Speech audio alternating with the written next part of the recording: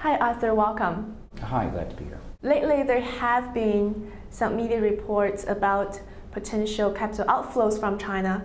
How worried are you about this issue?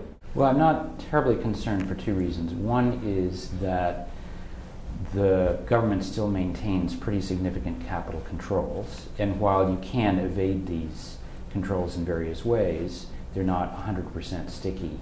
It does mean that the government has the ability to regulate large-scale flows if it seems like there's a giant problem.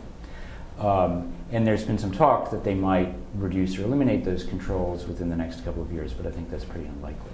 But the broader point is that we've been used to having just one-way capital flows for a long time because it was going through this gigantic investment boom and a big property boom.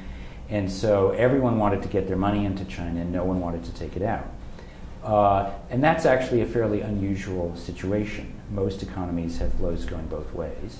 And in fact, many people for many years said that it was a big problem, not just for China, but for the rest of the world, that China was kind of like a Hotel California for capital, and you could check in, but you couldn't check out, because it created a lot of imbalances.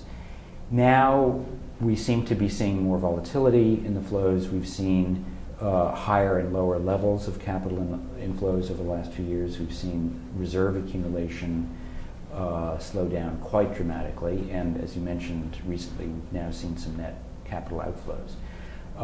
But I think that's just part of the normal process of readjusting the Chinese economy from one that was growing incredibly fast on the basis of investment-intensive growth to one where it's growing slower and more of the growth is coming from consumer activity.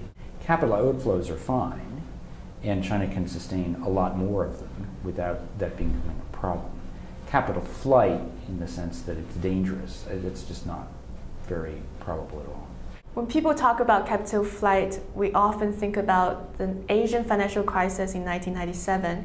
What are some elements or factors that was a major cause in that Asian financial crisis back in 1997 that's not existent in China right now? Well, I mean, I think the reason that some people are concerned about China is they look at it and they say, look, it's had incredibly high investment rates for a very long period of time. And that was also true of the Asian financial crisis countries like Thailand, Malaysia, South Korea, and Indonesia. So a very sustained investment. A lot of this has gone into construction. And in Southeast Asia, it was mainly non-residential property construction. That was also the case, by the way, in Japan in the late 80s when they had their bubble.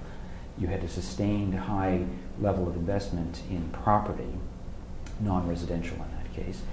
And then you had a property bubble that burst, and you had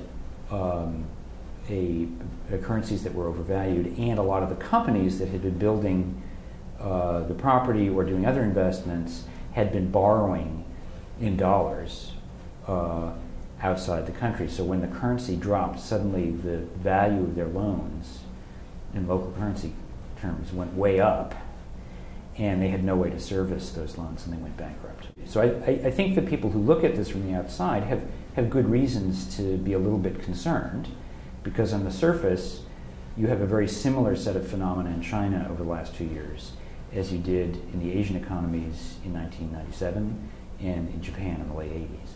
But I think the differences are, first of all, the Asian economies in the 90s were mainly running current account deficits. China's running a very sustained current account surplus. The Asian economies did a lot of external borrowing, and China basically has no external borrowings. And so the overall, the external debt ratio is very low. And then the final point is that the domestic financial system has a lot of liquidity and a fairly diversified spread of assets. So you can't have a crisis triggered by the foreign creditors calling in their loans and going away, because there are no foreign creditors. And it's very, very difficult to see a crisis emerging from a domestic liquidity problem, because liquidity in the banking system is still very, very strong. So that's why I think that some of the more alarmist headlines about capital flight or financial system collapse are overdone. I think there are real concerns, though, because the economy does need to make a transition. The investment rate has been too high, and the return on investment in many, many sectors has been going down very dramatically. So there is a real problem with making capital as productive as it ought to be in China, and that is not, it's not a small problem, it's a big problem. Obviously, China's economy has already slowed. What's your projections of the growth rate in the next couple of years? The next couple of years are very tricky. And so historically, I've tended to be on the more optimistic side when it comes to expectations of China's growth. Right now, I think most of the market forecasters still are assuming that China will grow by 7.5% or so next year. And I frankly think that's very unlikely. I think it's going to be more like 6 or 6.5%.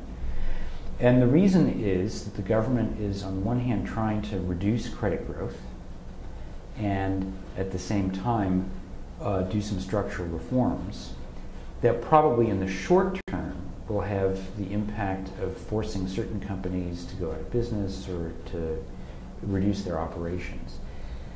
So you put these two things together, and it's very, very difficult to see how the current rate of growth, which is barely 7% if you look on a sequential basis, it's very hard to see how that can be sustained. So if the government is serious about doing the right things, keeping credit under control, and starting some structural reforms, then I think you've got a couple of years where growth is going to be, by Chinese standards, fairly weak. Certainly under 7%. And my bet would be for next year it'll be 6 to 6.5, and the year after it could be something quite similar to that. Thank you for your time, Arthur. Okay, my pleasure.